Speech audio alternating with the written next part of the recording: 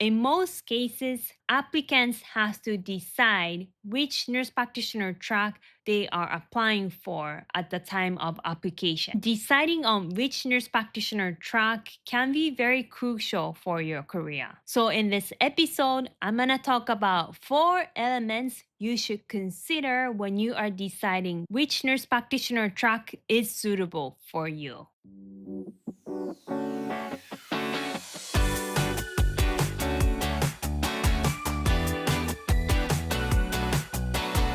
Aloha, I'm Miki Miura, a family nurse practitioner in Hawaii. I've been a nurse practitioner for 10 years and I absolutely love being a nurse practitioner and the lifestyle that Korea has given me. My passion is mentoring nurse practitioner students and new grad nurse practitioners to build amazing careers so that they can have the freedom of choice on what they want to do and how they want to live. All right, let's get into it. So in this episode, we're gonna talk about 4 elements you should consider when you are deciding which nurse practitioner track that you want to get into. First element you should consider is doing market research. I mentioned this in the previous episode, but there are more nurse practitioner programs exist in the United States these days. So that means that there are many graduates and nurse practitioners with experience looking for jobs. Depending on the city, states, or depending on the specialty,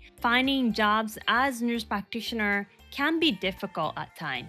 And to have a successful nurse practitioner career, you want to make sure not only to graduate nurse practitioner program successfully, but to be able to find ideal job for you. So you should ask yourself, are you flexible with where you live? Are you willing to move at least for a short period of time? Or do you want to stay in the state or city that you're currently in? Or do you have any particular state or city that you want to live in the future? If you have a specific state or city that you have in your mind that you want to live in, you want to do job market search and see what kind of nurse practitioner jobs are available, what's the need for nurse practitioner in that specific community. Like I said, you want to make sure that there will be a lot of job opportunities awaiting for you when you graduate from a nurse practitioner program. For example, initially I wanted to become a pediatric nurse practitioner because pediatrics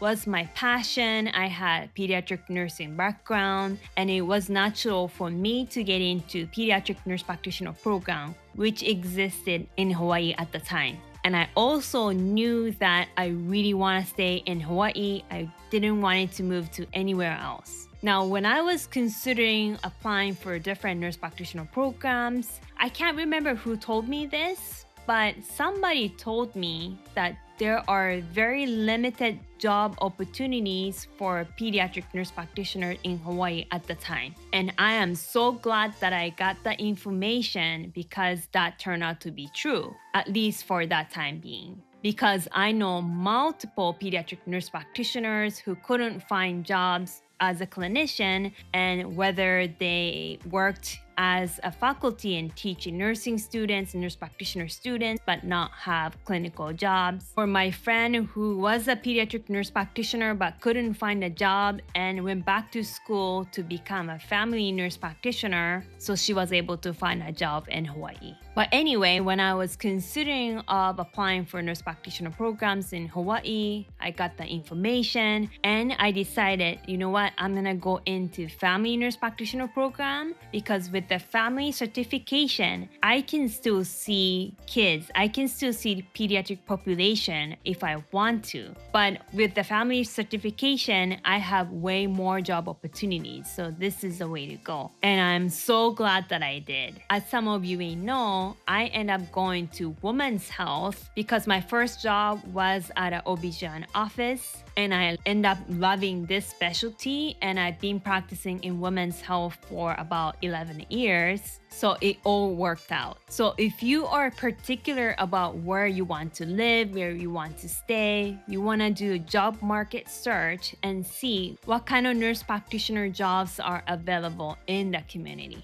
And I think it's better to have a broader scope of practice than narrow ones in terms of looking for jobs. because like I did with family nurse practitioner certification, I was able to gain more training specific to women's health after I graduated. So I became an expert in the field, especially if you are international nurses on student visa.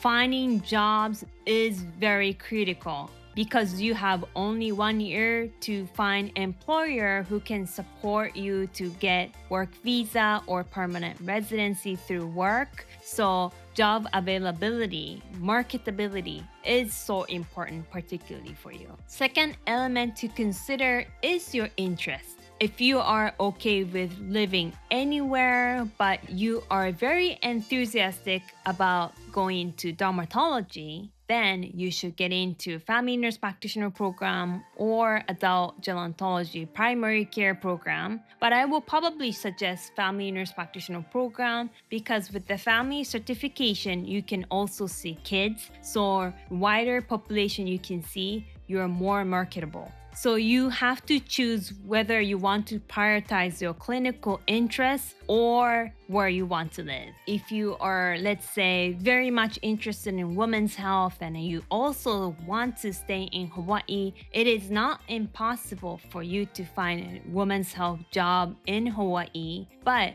just to know that there are certain fields that are more competitive to find jobs among nurse practitioners. And for example, women's health is very popular field for nurse practitioners, and it can be very competitive to find a women's health job in Hawaii, for example. So it's not impossible, but just to know that you may have a little difficult time to find your ideal job, particularly as a new grad nurse practitioner. I hope you are enjoying this episode.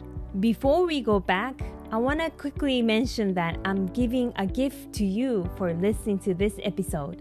I'm giving a free PDF nurse practitioner job interview prep checklist. This checklist is full of questions that you're likely to be asked during job interviews as a nurse practitioner and some tips on how to prepare for them.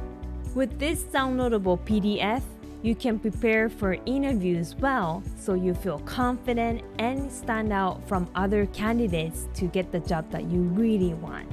To get this free PDF nurse practitioner job interview prep checklist, you can go to usa.jnpproject.com/interview. Again, usa.jnpproject.com/interview. Now let's get back to the episode.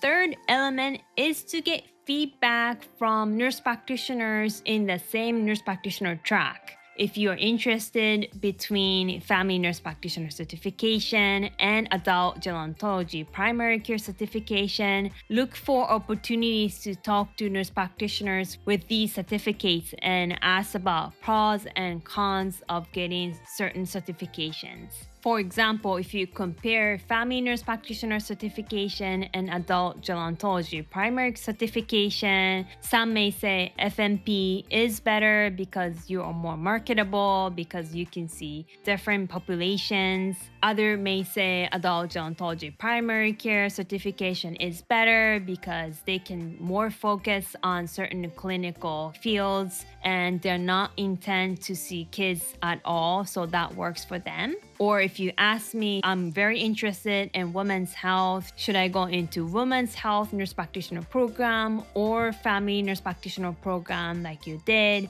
And I may say there are pros and cons of both options. Like I mentioned earlier, I have family nurse practitioner certification by being working in women's health for 11 years. And I love practice women's health and I don't plan to change my specialty anytime soon. But there are definitely pros and cons of choosing different tracks. For example, for pros of going to women's health nurse practitioner program, the program really focuses on women's health. So by the time you graduate, you can be very confident with your skills. With family nurse practitioner program, you have to learn different fields, adult medicine, even behavioral health, or gerontology, pediatrics. So you only have 1 semester to learn about women's health. So by the time you graduate, like I felt very unprepared to practice in women's health. And that will be a con of going to FNP program. But in the end, it worked out for me because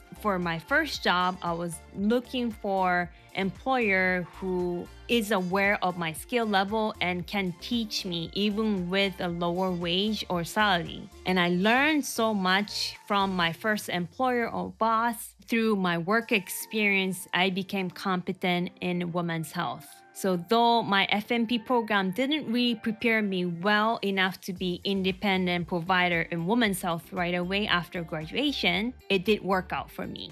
With that being said, con of going to FNP program is because you learn so many different fields, you might feel unprepared by the time you graduate because you just learn little things in different fields, but you might not have deep knowledge and skills in certain fields. On the other hand, one of the pros of going to FNP program is that I can be PCP for my patients that I see in women's health, which actually happens quite often. And I also provide urgent care services like seeing them for flu, COVID, or some minor injuries and so on. With my FNP certificate, that's well within my scope of practice, and I also feel well prepared to provide that care. And another benefit of going to FNP program is that I feel more marketable. If I happen to have to move to some other states, or if I happen to lose my job and I'm really desperate to find a job and look for a job other than in women's health, so I have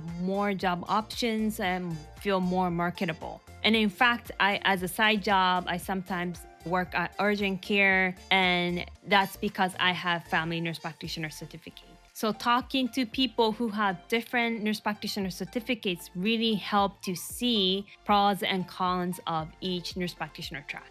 Fourth element you should consider is to shadow nurse practitioners in the field. The best way to figure out which clinical field really match you is to actually shadow nurse practitioner in the field. Everything comes with pros and cons, and you can find out cons of being in a specific specialty, which might not be apparent until you do shadowing. With that being said, finding a place that you can shadow can be very difficult because of the HIPAA, because of infection control. And a lot of nurse practitioners are already spread thin teaching students. If you do have opportunity to shadow nurse practitioners, you should go ahead and take that opportunity. I hope this episode was helpful for you. If you like this episode, please give me a thumbs up and make sure to subscribe to my channel. We upload a new episode every week. Also, if you have any requests for future episode,